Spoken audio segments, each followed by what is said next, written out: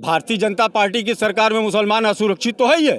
अंदर चलती ट्रेन के अंदर मुसलमान मारा जा रहा है, 50 आदमी 100 आदमी की भीड़ आती है, उसकी हत्या कर देती है। दाढ़ी देख करके लोग उसको गोली मारने का काम करते हैं। गौ तस्करी के नाम पर मुसलमानों को फंसाने का काम किया जाता है। तो मुसलमान तो असुरक्षित है ही है।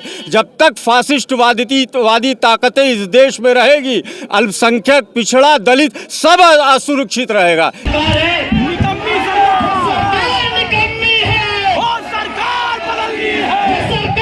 20 रुपए से 70 रुपए किलो का कड़ुआ तेल, सरसों का तेल आज 250 रुपए 240 रुपए किलो बिक रहा है। 15 रुपए किलो की चीनी, 40 से 45 रुपए किलो चीनी बिक रही है। चावल जो है आप दाल उठा के ले लीजिए 150 रुपए से 120।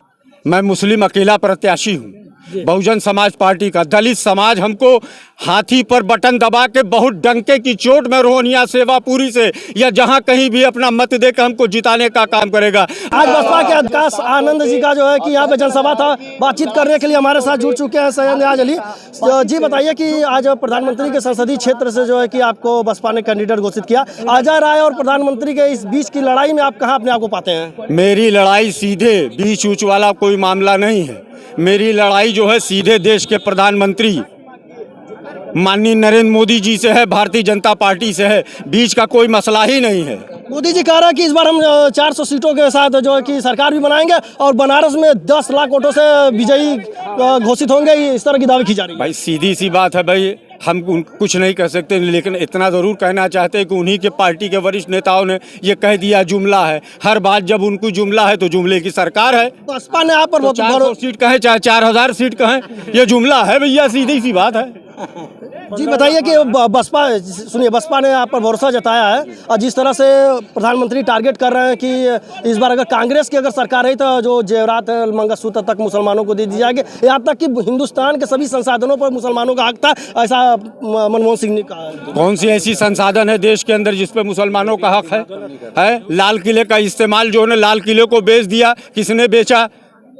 भारतीय जनता पार्टी की सरकार ने लाल किले को बेच दिया। भारतीय जनता पार्टी ने लाल बहादुर शास्त्री एयरपोर्ट बेच दिया। भारतीय जनता पार्टी ने बंदरगाह बेच दिया। भारतीय जनता पार्टी ने जो रेलवे स्टेशन बेच दिया। बचा क्या है? मुसलमानों का कौन सा कब्जा था?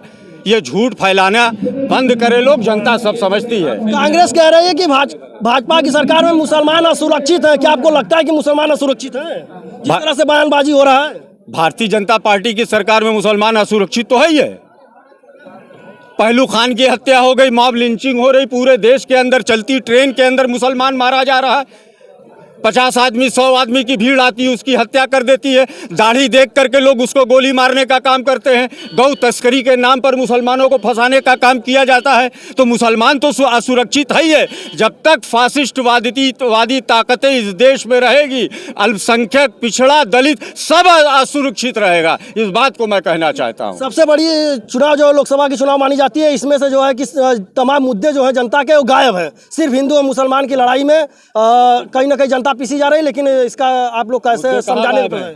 मुद्दे कहाँ गायब हैं? मैं ललकार के कह रहा हूँ कि 2 करोड़ नौकरी देने का वादा किया था आपने। अब तक 10 साल के अंदर 20 करोड़ नौकरी आपको देना चाहिए था। आप दे दीजिए गरीब जनता को 20 करोड़ नौकरी।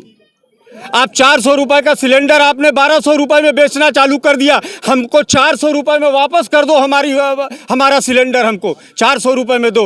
20 रुपए से 70 रुपए किलो का कड़ुआ तेल, सरसों का तेल आज 250 रुपए 240 रुपए किलो बिक रहा है।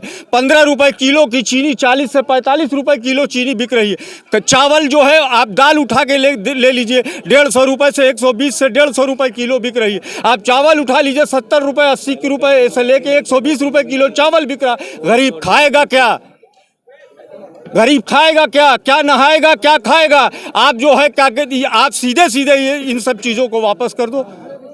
आप नहीं कर सकते हो। नियाज जी, क्या अनुमान लगाया जा रहा है कि बनारस के मुसलमान जो है कांग्रेस की तरफ अपना रुख मोड़ने वाले हैं? क्या आपको लगता है कि बसपा को चुनेंगे या कांग्रेस को चुनेंगे? मेरा अंतिम सवाल। बड़े स्पष्ट शब्दों से कह रहा हूँ, मैं मुस्लिम अकेला प्रत्याशी हूँ बहुजन समाज पार्टी का। दलित समाज हमको हाथी पर बटन दबा के बहुत डंके की चोट में रोहनिया सेवापुरी से या जहां कहीं भी अपना मत देकर हमको जिताने का काम करेगा। और मुसलमान भी पूरे ईमानदारी के साथ नियाज अली मंजू को बहुजन समाज पार्टी के प्रत्याशी चुनाव चिन्ह हाथी पर बटन दबा के जिताने का काम करेगा, एक तरफा वोट पड़ेगा। चलिए जी, मेरा अंतिम सवाल है कि ये बताइए कि जिस तरह से अभी पहला कैंडिडेट को बदला गया है, हो सकता है कि बसपा के फिर इरादे बदल जाएं, अब आपको भी बदल दे। बात खत्म हो गई है। क्वेश्चन को एक अंग्रेजी में शब्द क्वेश्चन डज नॉट अराइव, बात खत्म हो गई है। अभी देखिए इस वक्त आकाश आनंद के जनसभा में जिस तरह से यहाँ पे प्रत्याशी आए थे, अब ये देखना दिलचस्प होगा कि क्या इस बार जनता मुद्दों पर वोट करती है या तो फिर से मुसलमान और हिंदू के नाम पर सरकार बनती है।